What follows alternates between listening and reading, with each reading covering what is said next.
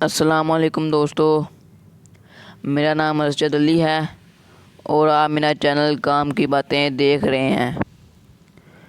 آج میں آپ کو اس ویڈیو میں بہت تفصیل کے ساتھ حکومت کے بارے میں بتانے جا رہا ہوں۔ اصل حکومت کس کے پاس ہے، اس کے لغوی معنی کیا ہیں، یہ بھی اس ویڈیو میں آپ کو بتاؤں گا۔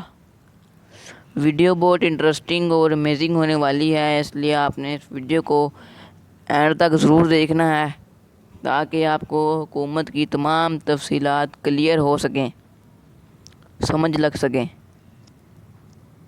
ویڈیو کو سٹارٹ کرتے ہیں۔ بسم اللہ الرحمن الرحیم۔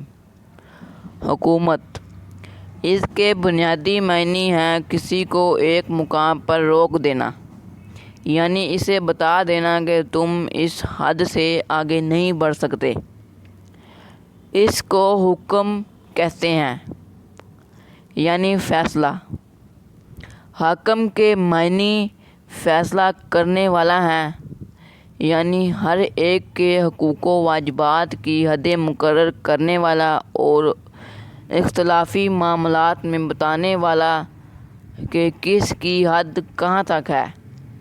دور حاضر کے اصطلاح میں اس حد بندی کا نام قانون سازی ہے اور قوانین کی کارفرمائی ہے۔ حکومت کے دو شعبے ہیں، ایک قانون سازی کا اور دوسرے قوانین کو نافذ کرنے کا۔ قرآن کریم کی روح سے انسانوں کے لیے اصلاً و اساساً قانون سازی کا اختیار کسی انسان کو حاصل نہیں ہے۔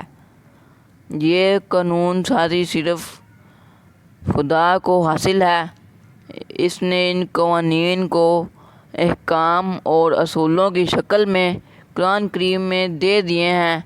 نہ ان احکام میں کسی قسم کا رد و بدل ہو سکتا ہے اور نہ ہی ان میں اضافہ ہو سکتا ہے، نہ ان اصولوں میں تغییر و تبدیل ہو سکتی ہے۔